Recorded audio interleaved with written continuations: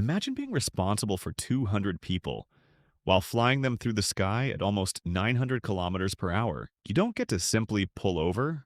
You don't get to stop and think for 10 minutes. And if something goes wrong, everyone is looking at you.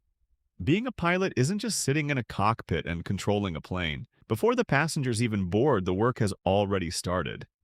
Pilots have to check the aircraft, review the flight plan, check the weather, calculate fuel requirements, and make sure everything is ready. A flight that looks simple to a passenger can involve hours of preparation. And then there's the weather. Clear skies can turn into thunderstorms hundreds of kilometers ahead. Then comes takeoff. Thousands of kilograms of metal accelerate down a runway, and suddenly you're flying. From inside the cockpit, the ground starts getting smaller surprisingly fast. Once you reach cruising altitude, something strange happens. The flight can suddenly feel almost peaceful.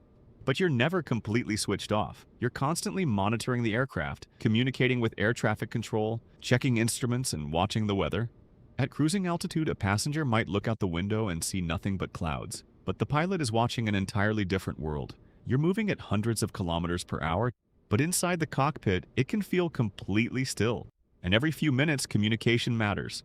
Pilots and air traffic controllers are constantly coordinating where every aircraft should go. Because you're not the only airplane in the sky. At any moment, thousands of aircraft can be flying around the world. And then, turbulence. The airplane suddenly starts shaking. Passengers might immediately think something is terribly wrong, but pilots are trained for it, and that's one of the biggest differences between a passenger and a pilot. A passenger experiences the situation. A pilot has trained for it. Pilots train for failures that most passengers will hopefully never experience. Engine problems, electrical failures, loss of communication, bad weather. The hardest part isn't necessarily controlling the airplane. It's making the right decision when you have incomplete information and very little time. And then there are night flights.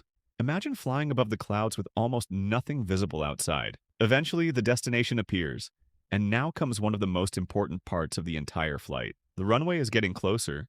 You're constantly adjusting speed, altitude, and direction. Then the wheels touch the runway, and hundreds of people who trusted you are safely back on the ground. For most passengers, that's the end of the journey. They grab their bags, leave the airplane, and continue with their lives. But for the pilot, that was just one flight. You spend hours preparing, hours flying, constantly making decisions. And when everything goes right, nobody even notices. Because the best flight is usually the one where nothing happens.